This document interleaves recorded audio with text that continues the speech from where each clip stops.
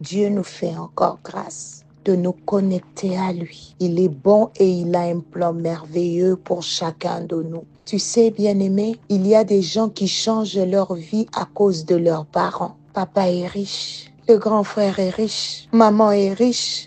Et ils pensent qu'un jour leur vie va changer grâce à eux. Mais toi et moi, nous n'avons pas des parents riches. Mais nous avons Jésus. Nous avons Jésus qui est riche. Nous comptons sur lui. Nous nous appuyons sur lui. Nous savons qu'un jour, ça ira mieux. C'est pour cela que je suis venue dire à quelqu'un ce matin, il y a de l'espérance. Pour toi qui vis, il y a de l'espérance. On ne sait pas ce que demain nous réserve, mais laisse-moi te dire que Dieu est vivant. Ton histoire peut changer à tout moment. Dieu peut changer ton histoire à tout moment. Alors sois prêt, car tu ne sais pas par quel chemin il va passer. Le Seigneur est bon. Bien-aimé, Dieu ne te demandera jamais de faire ce que tu ne peux accomplir. Il t'a donné la force nécessaire pour obéir à sa parole. Même si tu tombes, tu peux toujours te relever. Dieu ne te demande pas l'impossible. Ce matin, sépare-toi du péché pour ne pas être séparé de Dieu. Renonce au mal avant d'être abandonné. Dieu ne nous montre pas seulement les conséquences du mal, mais aussi les bénéfices du bien. Dans toute la Bible, c'est Dieu qui triomphe à la fin, pas Satan. Non, pas Satan. Le diable finira en enfer, mais Jésus est et restera toujours sur le trône. Toi qui fais les biens, continue à les faire pour Jésus et non pour les hommes. Ne t'arrête pas. Ne te décourage pas. Quelle ingratitude ne te décourage pas. N'attends rien des hommes. N'attends pas le merci des hommes. N'attends pas la reconnaissance des hommes, sinon tu vas arrêter de faire ce que tu as l'habitude de faire. Dieu te voit. Fais le bien pour Dieu. Il y a de ceux-là qui se disent, est-ce qu'il existe encore des vrais pasteurs? Pour toi, tous les hommes de Dieu sont faux. Toutes les servantes sont fausses. Est-ce qu'il existe encore de vrais pasteurs? Bien-aimé, il existe encore des pasteurs authentiques qui marcheront droit jusqu'au ciel. Ne t'enferme pas dans ton péché. Ne crois pas le mensonge que tout le monde est corrompu. Je suis venu te dire que chacun sera jugé individuellement. Ne t'obstine pas de ton péché, car ce n'est pas tout le monde qui mène une vie sale. C'est une consolation du diable de te faire croire que tu n'es pas seul dans ton péché. Bien-aimé, chacun sera jugé individuellement. Si tu ne te repens pas, tu n'iras pas en enfer en groupe, mais seul. Répands-toi.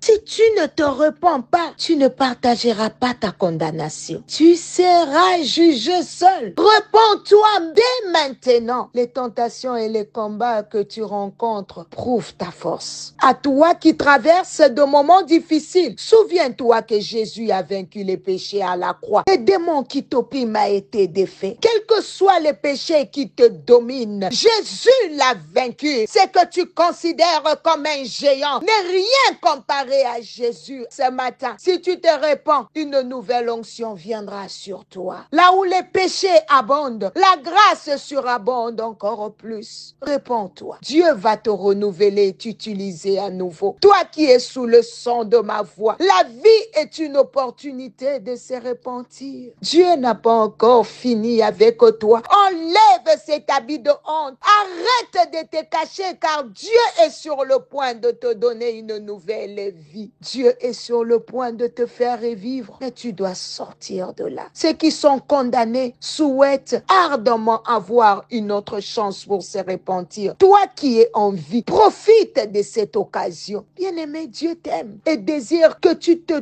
détournes de ses péchés. Tu es précieux comme un diamant. Ne reste pas dans la boue. Ce que tu ne détruis pas aujourd'hui pourrait te détruire demain. Si tu es vivant, tu as l'opportunité d'être restauré, mon bien-aimé. Toi, tu ne pardonnes pas. Dans votre famille, vous vous êtes juré jusqu'à la mort. Vous n'allez pas vous adresser la parole. Au point de vous dire même, le jour où tu apprendras que je suis mort, ne viens pas à mon deuil. Waouh! Et tout le jour, tu es à l'église. Tout le jour, tu donnes les offrandes.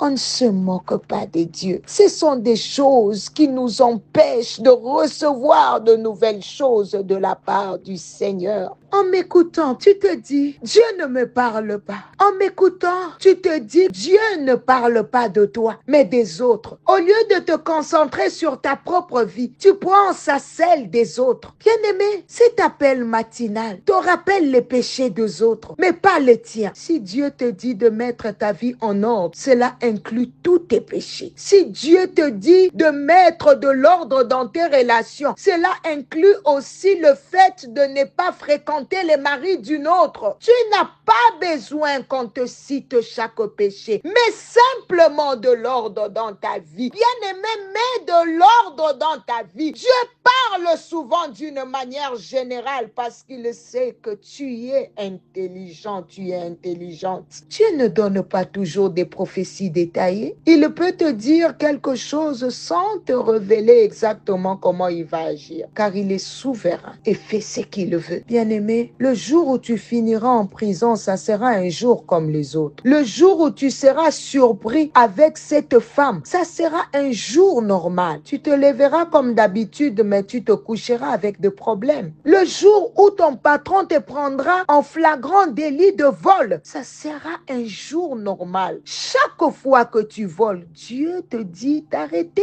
Si tu attends toujours une prophétie précise pour changer, comme Dieu me dit, tu étais à l'hôtel hier, Dieu me dit de faire ceci, sache que Dieu ne parlera pas toujours ainsi. Dieu n'aime pas trop les détails. Et s'il parlait toujours de manière explicite, ce serait fini pour toi. Dieu t'aime tellement qu'il parle souvent en termes généraux. Mais toi, tu dis que ce message ne te concerne pas, mais concerne quelqu'un d'autre. Ton ami qui te dit de fumer ou d'avorter comme lui, c'est lui qui te causera des ennuis. C'est lui qui annoncera ta mort et pleurera beaucoup, mais ne restera jamais dans ta situation. Sépare-toi des mauvaises influences. Maintenant, cet ami qui t'incite à tromper ton conjoint veut te voir échouer parce que son propre mariage est instable. Ne sois pas comme lui. Apprécie et protège la femme que Dieu t'a donnée. Quand Dieu te dit de changer ta manière de parler parce que tu parles mal aux gens, c'est pour t'éviter des problèmes. Si tu ne respectes personne, cela peut mener à des disputes familiales et même à un divorce. Dieu peut voir le chemin que tu prends et te dit d'arrêter certaines choses maintenant parce qu'il voit les dangers venir. Même s'il ne te dit pas tout, tu dois obéir. Dieu te dit de ne pas être paresseux. Mais toi, tu dors jusqu'à midi. Tu penses que ce n'est pas grave. Mais quand tu commenceras ton entreprise, tu auras des ennuis. Cela te causera des problèmes financiers. Dieu connaît ton futur. Veut que tu développes maintenant des habitudes saines pour réussir plus tard. Je suis venu dire à quelqu'un, bientôt tu seras découvert. Si tu vois une mauvaise habitude, même si elle ne semble pas grave aux yeux des autres, Dieu voit les malheurs qui approchent, tu risques de croire que tout ira bien comme d'habitude, mais cette fois-ci, ça sera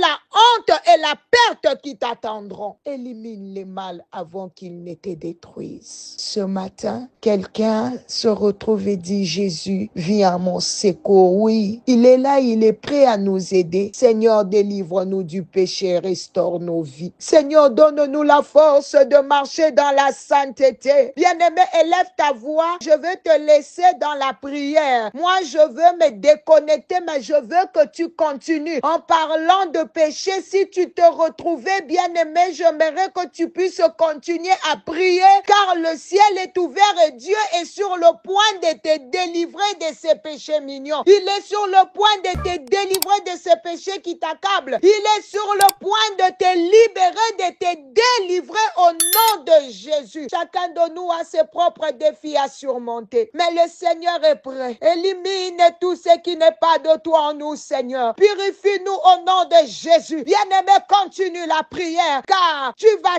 témoigner de ta libération. La Bible dit, lorsque le Fils vous affranchit, vous êtes réellement libre. Commence à prier.